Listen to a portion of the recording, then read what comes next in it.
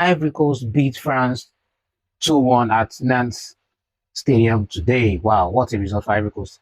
And Amad Diallo scored the winning goal late on for Ivory Coast in that match. Then the Due brother equalized after a beautiful dancing feat from Ryan Sheki. A lot of people be like it's just a warm up. Maybe France is not trying to like show their true color. That it's just a warm up game. And although if you look at this French squad, the star-studded team, and if you have to look at the French team and the Ivory Coast team, it's more or less like French versus French because most of Ivory Coast players at times are born in France, except from Rabiot, Hernandez, then one other Ryan Sheki. Then others are blacks. So most of French players have comprised of players from the likes of Ivory Coast, from Mali, and other French-speaking African nations. So it was more or less like French versus French. But Ivory Coast beat the runners-up of the former World Cup in Qatar.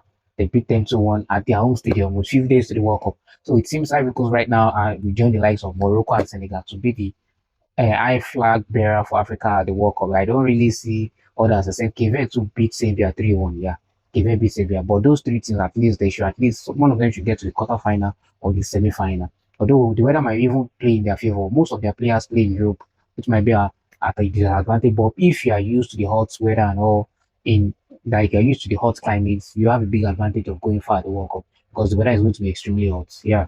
But and even Spain to play the 1-1 draw with Iraq. I was even surprised. If you have to look at it, if name play football, Spain should beat Iraq 6-0 because like Iraq name does not even in terms of football, they are not there at the grand scheme of world football. But notwithstanding, for them to qualify for the World Cup, it shows that they have something to offer.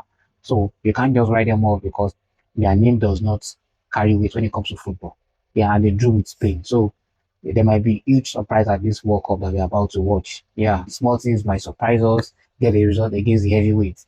Saudi Arabia did that against Argentina in Qatar by beating Argentina 2-1 in their first match. So I won't be surprised if I see another small team, coming to the party and beating the big boys this time.